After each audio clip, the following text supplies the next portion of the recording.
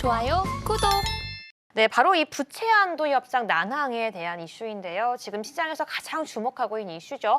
네, 전문가님, 우리 부채 한도 협상 어떻게 될지 함께 전망과 현재 상황 함께 짚어보도록 하겠습니다. 굉장히 살얼음을 지금 갖고 있는데 네. 이게 사실은 디폴트가 그렇게 쉬운 거는 아니에요. 그죠? 예. 디폴트가 그렇게 쉬운 거는 아닙니다, 지금. 자, 그래서 디폴트가 진짜로 날 것인지 안 날 것인지에 대해서는 그 누구도 사실은 몰라요. 퀘스천 마크가 붙어요. 근데 지금까지 디폴트가 난 적은 없어요. 디폴트가 났다라고 생각하시는 분들은 이겁니다.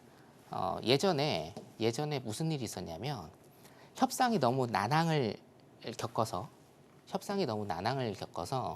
바로 직전에 디폴트 나기 바로 직전에 협상이 됐어요. 제 기억으로는 이게 지금 2011년인가 그러거든요. 제 기억으로는. 이것도 제가 정확히 좀 체크를 내일 해드릴게요. 2011년도에 바로 협상이 진행이 됐는데 이게 너무 급박하게 되다 보니까 신용평가사에서요. 미국 채권이죠. 미국 채권에 대한 신용을 낮춰버렸습니다. 그래서 진짜 거의 반토막이 날 뻔했거든요. 미국이. 자, 그래서 이 디폴트 같은 경우에는 일단은 기사를 조금 읽어보면 차입 한도를 제한적으로 유의하는 단기적인 조치가 나올 것이라고 일단은 말을 했는데 저도 여기에 대해서는 한 표 던집니다. 단기적인 조치가 나올 겁니다. 단기적으로. 그러니까 뭐냐면 자, 의회의 승인을 받기 위해서는 시간이 조금 많이 걸려요. 그래서 어떤 이제 협상이죠. 최정점에 있는 협상으로 단기적으로 몇 개월이라도 일단은 늘리는 이런 조치가 나올 가능성이 제가 보기에는 제일 크다. 자, 두 번째 여러분들이 보셔야 될 건 뭐냐.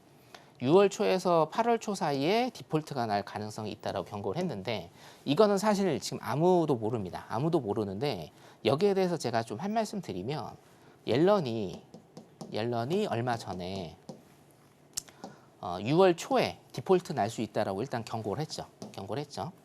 자, 이 자금에 대한 프로세스를 여러분들이 조금 이해를 하시면 조금 쉬운데, 자, 부채 한도는 법으로 정해져 있어요. 이미 부채 한도는 넘었어요. 공식적으로 보면 2023년 2023 1월에 부채 한도는 넘은 걸로 일단은 나온다고 합니다. 데이터상으로. 자, 그러면 지금 5월이죠? 아니, 부채가 이렇게 부채 한도가 넘었는데 5월까지 그러면 4개월 동안 어떻게 버텼느냐. 요 프로세스를 제가 조금 간략하게 설명을 드리면 이해를 다 하실 겁니다. 재무부죠. 재무부에서 중앙은행에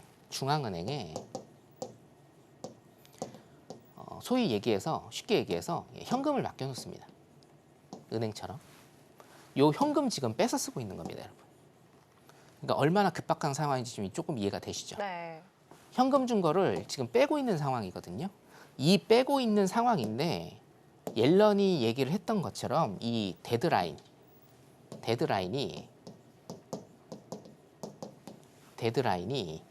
6월 5일에서 6월 7일일 것이다 라는 게 지금 월가의 예상입니다. 데드라인이.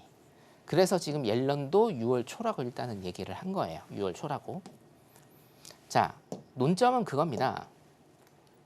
자, 정치적인 논점을 일단은 볼게요. 이게 경제방송이지만 정치 얘기를 조금은 해야 돼요. 그래야 여러분들이 이해하시거든요. 자, 민주당, 바이든이죠. 공화당은 지금 누가 나올지는 모르는데 아마 트럼프가 나올 것 같습니다. 트럼프. 자, 그러면 민주당은 지금 뭐예요? 지금 코로나 팬데믹 이후로 시장에 돈을 많이 뿌렸어요. 그리고 뭡니까? 재선이 있기 때문에 내년도 재선이 있기 때문에 뭐예요? 시장에 돈을 더 뿌리려고 합니다. 지금 정책이. 공화당은 뭐예요? 당연히 안 된다고 하겠죠? 네. 이거예요. 이겁니다. 돈을 더 뿌리자 안 된다. 그러면 민주당 같은 경우에는 공화당한테 지금 뭐라고 얘기합니까? 이게 정말 급한 거니 아무런 태클을 걸지 말고 어떻게 해요? 그냥 승인해라. 공화당은 어떻게 돼요? 안 된다. 요거 줄여라 이겁니다. 시장에 뿌리는 돈 줄여라 이겁니다. 자, 그러면 지금 양상은 어떻게 돼가고 있냐면 항상 이래요. 제가 2021년도에도 이 디폴트를 중심으로, 디폴트와 인플레이션을 중심으로 제가 5주간 특별 방송을 한 적이 있거든요. 2021년도에도 그랬고요. 2019년도에도 그랬고, 저기 뒤에 보여요. 2011년도에도 그랬어요. 원인은 뭡니까? 부채가 너무 많아요, 일단. 네. 부채가 너무 많아요, 지금. 너무. 31조가 넘었습니다. 31조 원이 아닙니다, 여러분. 31조 달러입니다, 달러. 예. 곱하기 1,300원 일단 곱해 보시면 됩니다. 경단이죠, 경단이. 자, 그래서 기사가 난 거는 뭐예요? 부채 한도를 높이는 대가로 공화당은 부채 한도를 높이는 대가로 지출 삭감. 그러니까 시장에서 돈을 뿌리지 말라. 삭감을 요구하고 있고 바이든과 민주당 의원들은 조건 없는 상향을 요구하고 있다. 자, 그런데 여기에서 범위를 조금 넓혀볼게요. 범위를. 이 지금 미국의 디폴트 상황이 왜 중요하냐면 여러분들 이런 얘기 많이 들어보셨을 겁니다. 중국과 미국의 패권 싸움. 자, 경제 방송이기 때문에 경제로 제가 풀어드리겠습니다. 자, 연습장을 조금 사용을 할게요, 제가. 네, 좋습니다. 네. 자, 네. 이게 지금 디폴트 얘기가 왜 중요하냐면요. 왜 빨리 해야 되냐. 디폴트는 뭐 때문에 기인을 해요? 부채 때문에 기인을 해요. 그렇죠? 그리고 이게 2011년 경과 같이 늦어지면 미국 국채의 신용 등급이 일단은 낮아집니다. 그렇죠? 자, 여기에서 가장 문제되는 게 뭐냐? 여러분들 이것만 보시면 됩니다. US 달러예요, US 달러. 지금 중국 같은 경우에는 어떻게 해요? 자, 미국 같은 경우에 보세요. 패권 경쟁을 왜 벌립니까? 달러 때문에 벌리는 거예요. 달러가 뭐예요? 기축통화입니다. 여기까지 여러분들 확장하셔야 돼요. 기축통화의 싸움이에요. 기축통화의 싸움. 자, 혹자는 이렇게 얘기를 해요. 미국이 지금 95% 정도를 선점을 하고 있고 위안화 같은 경우에는 뭐 3, 4% 정도 일단 된다라고 하면 한 4% 정도라고 보고 있는데 게임이 되냐? 안 된다. 저도 게임이 안 될 거라고 생각은 합니다. 가장 큰 이유는 뭐냐면요, 여러분. 얘네는 시장 경제고 얘네는 계획 경제죠. 공산주의 국가고 사회주의 국가고요. 미국은 시장 경제주의 국가이기 때문에 사실상 기축통화가 위안화가 기축통화가 될 거라고 보는 사람은 없어요. 그런데 중요한 건 뭐냐면 이 구조 자체가 바뀔 수는 있어요. 포션이. 미국, 중국, 유로, 엔. 어떻게 돼요? 예를 들면 60%, 40%로 바뀔 수는 있다라는 거예요, 지금. 신용 등급이 낮아지게 되면. 그리고 자, 기축통화라는 건 뭐냐면요, 여러분. 기축통화의 정의에 대해서는 제가 시간이 없기 때문에 설명 안 드리겠습니다만 네. 기축통화는 뭡니까? 세계 여러 나라, 그러니까 여러 나라가 아니죠. 세계의 95%를 선점하고 있는 통화예요. 그러면 미국은 뭡니까? 통화를 찍어내서 세계 모든 나라로 보내야 됩니다. 이해되시죠, 여러분? 자, 기축통화 세계에서 다 써요. 세계 무역에서 다 씁니다. 그럼 뭐예요? 미국은 통화를 찍어내서 세계로 다 보내는 거예요. 그럼 미국 같은 경우에는 통화를 내보내기 때문에 어떻게 돼요? 채무자의 입장일 수밖에 없어요. 채무자의 입장. 채무자의 입장이기 때문에 미국 같은 경우에는 여러분들 이런 얘기 많이 들어보셨을 겁니다. 미국이 경상수지 흑자를 냅니까? 경상수지 흑자 내는 나라 아닙니다. 맞죠? 네. 경상수지 흑자 안 내요. 근데 어떻게 미국이 지금 살 수가 있죠? 미국이 왜 초경제 대국입니까? 기축통화 때문에 그런 겁니다. 달러 때문에. 자, 미국은요, 경상수지가요, 계속 마이너스가 나는 나라예요. 경상수지가 마이너스가 나는데 미국이 왜 지금 버티고 있느냐? 통화 때문에 그래요. US 달러 때문에. 무슨 얘기냐? US 달러를 계속 찍어내서 뿌려요. 그럼 뭡니까? 미국은 채무자인데 미 국채가 국채를 발행해서 통화를 막 찍어냅니다.